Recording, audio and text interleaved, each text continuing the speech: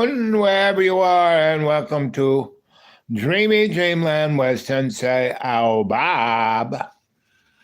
Remember, thumbs up, like the like. We like the like. And subscribe. We like you to subscribe. So here it is, Yom Kippur, and the Day of Atonement. And are we atoning? What is atoning? It's forgiveness. That's what atonement is. Oh, are we forgiving? I don't know. Lots of people are dying in very, very nasty ways. It only seems like in the old book, wherever we thought we were better than the other guy, we would then punch him in the eye. Other guy punched in the eye. Remember those likes, like the like. We like the like.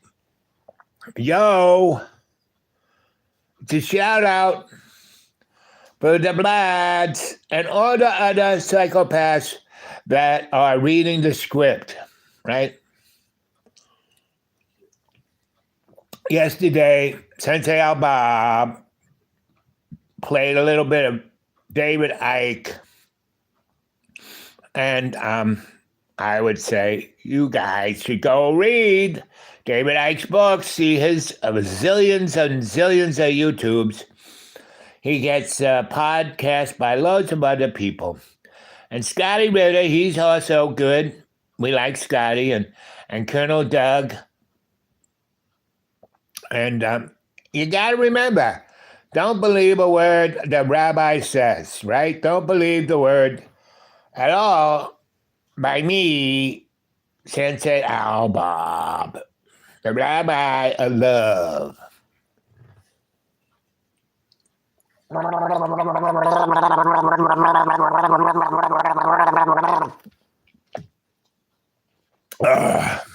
So let us atone.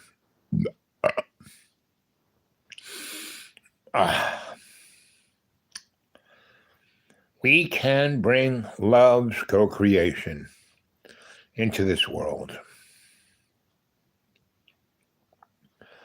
We can forgive those who trespass against us. And by doing so, we will not be led into evil.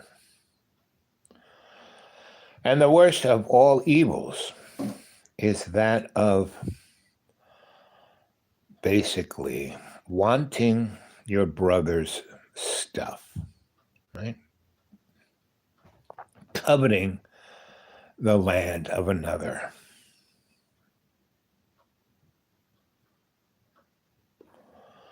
Coveting the life of another. Again, the covenant that we have with God's unconditional love is that of forgiveness. That is why Jesus was sent. Now, there have been many before Jesus, right? And many after Jesus. And you pretty much have to remember that Jesus was here in the beginning. Before you were, Jesus knew who you were. Here it is, 4 minutes and 18 seconds into the show, and no one knows. Love to hear from you. Let's have a live chat. Come on. Live chat. And remember, those likes, we like those likes. Right? We like those likes. And how about, some comments, because most of you watch the show afterwards, right? So, and it's getting a little nippy. That's why I have my little shawl, my puppy prayer shawl, right?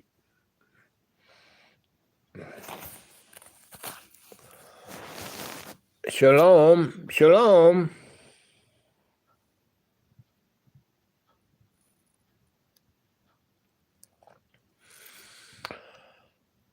So after the attack occurred on October 6th or 7th or whatever October date that was, here it is another year later, and somewhere between 45,000 and 100,000 Palestinians are dead. And Palestinians are cousins. They're Semitic folk. They are part of the Abrahamic religion, Christianity, Hebrews, and Islam. All family, Ever been to a Thanksgiving dinner and everyone has different points of view on this or that? That's kind of what it is. And if in America we cannot get along, it's not going to be pretty. And again, if you don't realize that you're being manipulated, right?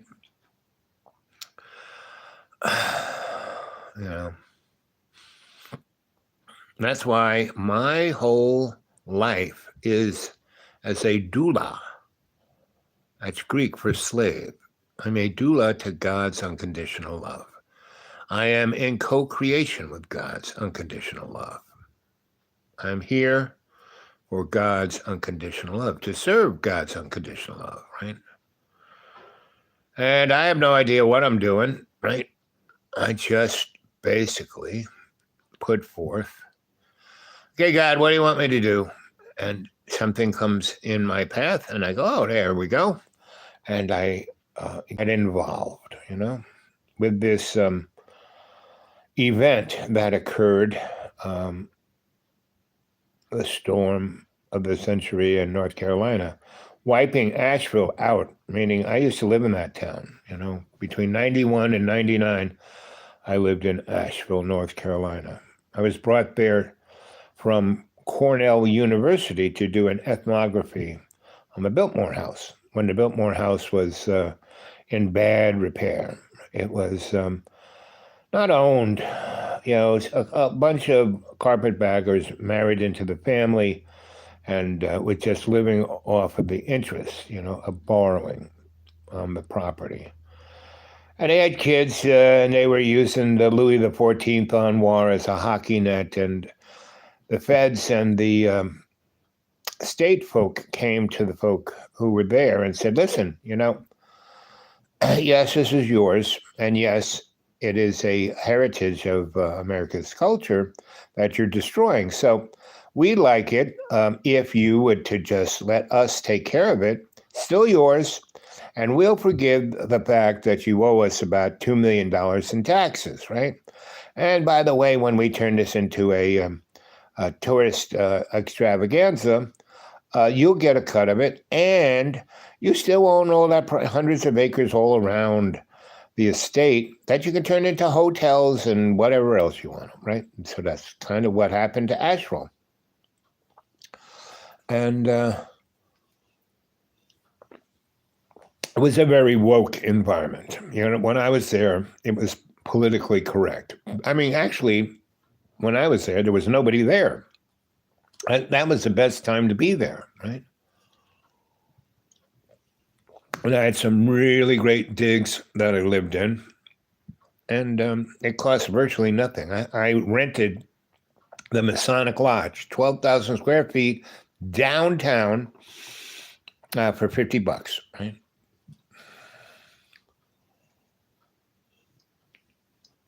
We had some serious parties in that place, black and white, what's above, so was below. So, there's two of you there. That's good. So what do you think about the present times? We have virtual nuclear war on the edge in the Mideast, but that's, it's Africa, right? It's the Mideast of Africa, right, basically. And that's Israel, surrounded by all these Arabs who are their cousins, right? And they want their property, right? And they think they are biblically ordained to be able to do this without any representation. And in the United States, we are responsible. Every bomb, bullet, of death that has occurred in this last year has our name on it, right? Your taxpayers went to kill all those people in the Gaza Strip, and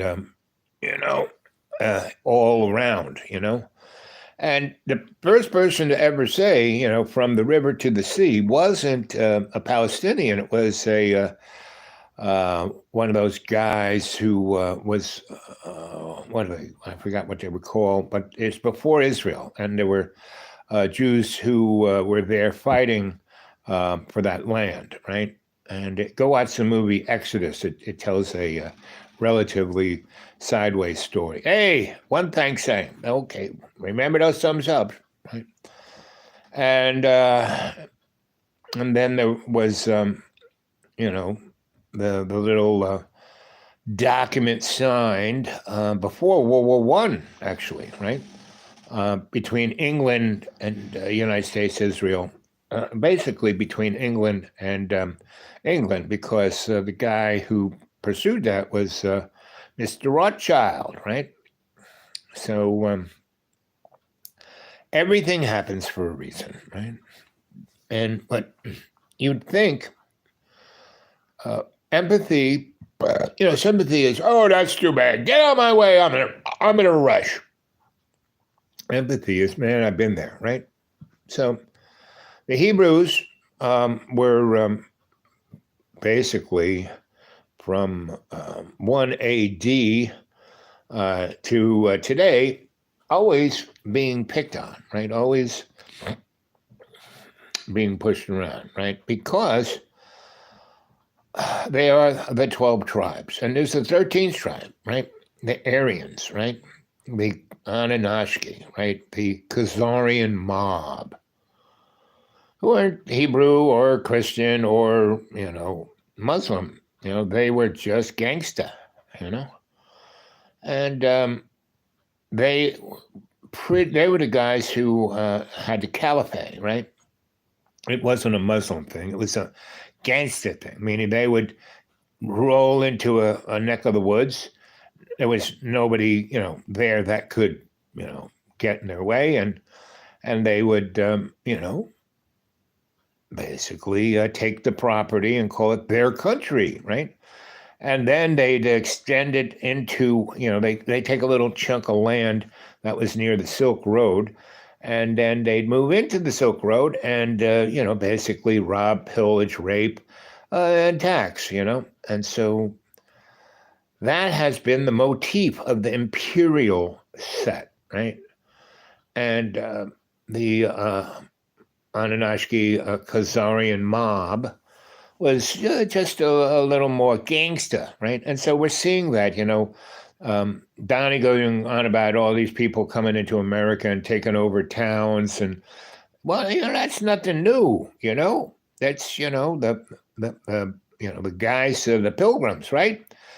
They were sent here as slaves, basically, right? Indentured servants, right? And they were a class of people. They were mercantile in nature, and they had their own kind of Protestant thing going on. And it didn't go along with the English church, so they came to America, right? But they had no money, really, so they got some loose change from some rich people who the king gave them an ordinance to take some property. And so they went there, got off the boat, went there.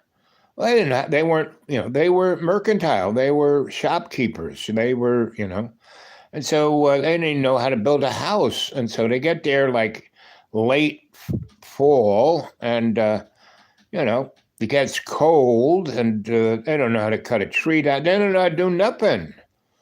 And they start to die in large numbers. And the Indians who lived in that village, that golden village up on the hill, came down and said, oh, here's some blankets, here, let's start a fire, here's some gruel, here's some vegetables here, and they got them through the winter.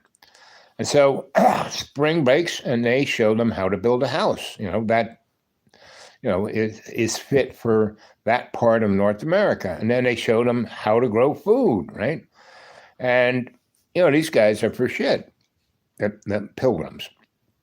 And the Indians, try to help them out and show them what to do. And spring, summer, fall, then winter. And, so they kind of got a house and they kind of got food, but they still are, for shit and starving and freezing to death. And the Indians still come down and help them out.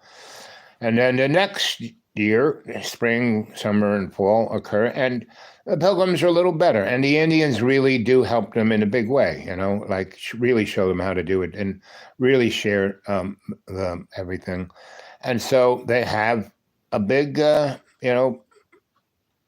field of food, and then they collect it, and the Indians show them how to store it, and so they got a lot of food there. And so they have a nice little. The Indians say, "Let's have a little ceremony." We do this all the time when it's a good harvest, right? So they have a party, and the English bring to the party basically hard alcohol, right? Corn whiskey, basically, rum.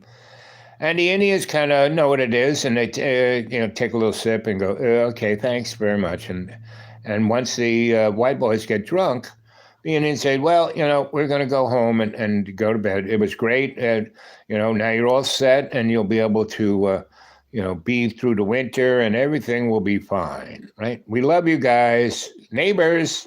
Okay, see you later." So the Indians go up there, go to bed.